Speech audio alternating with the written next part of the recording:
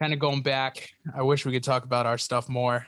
Maybe one day the listeners will actually want to hear about not just us playing, but like if we ever get some other people on the show as well. Maybe one day we'll talk to some real people, real golfers. Mikey's got to take a quick break real quick because I think he had to go run and get his charger. So he'll be back. Don't worry about that. But Timmy and I will continue into the Valero Texas Open this week. Mm-hmm. We'll be able to talk about our daily fantasy picks. Yes. We will not name the company that we use our daily fantasy picks for. Nope. Because we are all about sponsorship, and one day we will get sponsorship, but that's not today. and so we will go ahead and talk about our daily fantasy picks. So I know that we have had a little bit of a rotation going. So Tim, you went first last week, right? I did. Yes. Yes. And I believe Mike went first the week before. So I think it is my time to officially go ahead and pick give my lineup first. Start us off with a bang. Let's hear it. So we've got number 1, Abraham Answer. Son of a bitch. Abraham Answer. Pro Answer podcast. Yeah, he's my first pick. Very Pro Answer podcast. Let me down this past week, though. Yeah, he had a little rough week. He's not a match play's tough. But from Texas, big Texas boy, went to Oklahoma, so a little bit different, but that's okay. I'm a big OU fan, Boomer Sooner, but went to Oklahoma from Texas, grew up in between Texas and Mexico. I believe he moved around a little bit, and really has been able to kind of get out there, having an unbelievable year last year in 2020, really putting his name on the map. 2019 was a great year for him too, but that's okay. We'll just continue on going for here.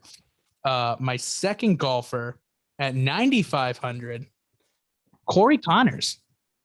Oh, Corey Connors, the Canadian. Oh boy, are we 2 for 2? 2 for 2, baby. Here we go. Oh boy, here we go. But for a good reason. I think we both know why. Yeah. So he won in 2019. He won the Texas Open in 2019. It wasn't played in 2020, so he won in 2019. And not just that, but he's had a pretty damn good year so far this year. Like he has had so far 5 top 10s and has made 11 out of 14 cuts. Like the dude has had 2 straight top 10s, 3rd at the Arnold Palmer and 7th at the Players. He's going to a course where he won before. Like 925, 920 top 25s too. That's insane. It's so crazy. Basically, if he starts, he's getting a top 25. So I definitely got him in there at. You want to hear where his cuts were too? So for the 2021 season, his cut was the U.S. Open. His cut was the Corrales Punta Cana, which is kind of funny. Not last week, but when they played it in September. And then he got cut from the Genesis. But besides that, he has made every single tournament. He has 5 top 10s, 9 top 25s. Dude's having a great year. Third up at 8,500. I swear to God, if we have the same guy here. No, we don't. I don't know. Zach Johnson. No. I didn't take CJ. Hey. No. Oh, the man who just refuses to miss the cut. 12 out of 12 this year, 3 top 10s, playing very, very well. Really happy for him. And I'm a big Zach Johnson guy, even though I'm not from Iowa. I can relate to him just because he is just kind of a dude that just kind of goes with it. So good guy. Love him. Fourth up, Adam Hadwin, $8,300. Doing pretty well this year. 1 top 10, but he's only missed 4 cuts, so we should be okay. My 5th guy here is the big man himself, Harry Higgs. It's not just because we look like each other, because we do look like each other a little bit, but he's been having a pretty solid year so far. I mean, back-to-back made cuts, 19th at the Honda, which is great for him, and 29th at the Players. I don't think anyone really expected him to do well at the Players this year, and he did great. And obviously he had that 2nd place at the Safeway earlier this year. And finally, my last pick, Kevin Chappell, $6,900. making his way back.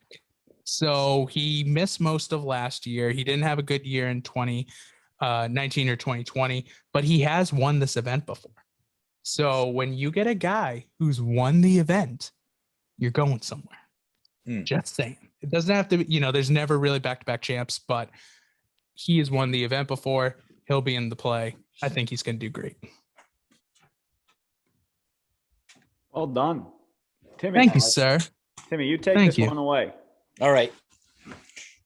So first two, we already discussed why and where Brendan and I had the first two same picks, which were Corey Connors and Abraham. Need no explanation because we just explained it before. All right. So my next pick is Charlie Hoffman. Now, Charlie Hoffman, I feel like I always got to pick an old guy, but the reason for Charlie Hoffman is because he is this tournament's all-time winningest player. So he has the most all-time winnings at this tournament. He's 10 for 10, 10 for 10 making cuts, and he won back in 2016. So he wasn't that much quiche. So value pick, Charlie Hoffman. And he's always, I feel like he's every other year he's in contention at the Masters up until day 4, which the Masters has nothing to do with this, but he's always comes hot come springtime. Next one, Patton Kizzire. Patton Kizzire, he I'll come back to him. Graham McDowell. Graham McDowell, the ultimate value pick, $6,700, finished T4th at the Corrales. So, I mean, I wouldn't say that's an outstanding thing, but so he's playing well right now. Another old guy, but he finished T7 at the last time this was played. So he finished T7 in 2019. So apparently he doesn't mind the course. We'll go with that. And then Sam Ryder. Sam Ryder, I picked him because he T2 last week at the Corrales. And then he's top 20 in GIRs. So you have to hit fairways and you have to hit GIRs at this course because the rough is brutal and the greens are small. And so Sam Ryder is there. And then Pat Kizzire, because no real reason, but because he was the best bang for my buck with what I had remaining. So Pat Kizzire have been playing well, decently over the past couple months. And so those are my 6. I'll stick to them. Good luck. That's a good picks right there. Wow. Mikey. All righty. Always last but not least. What do you think, bud? I mean, you take a look at my last week's picks, not one advanced. If you take a look at my March Madness bracket, I guarantee you whoever's playing right now is I don't have them advancing. My picks as of late have been poor, but we'll try and get back off that downer of a horse there and revive ourselves this week. So rounding out the bottom of my list, I'm going to go Pat Perez. He's going to carry on. I think he's got some house money to play with and feeling good. I feel good there. Jonathan Vegas, I'm a fan. I think he is steady Eddie. I think he can kind of put some good weekends together. I just hope he makes the cut and holds the fort down. Not expecting too much there, but I am a fan. As we proceed, I'm going Ricky Fowler.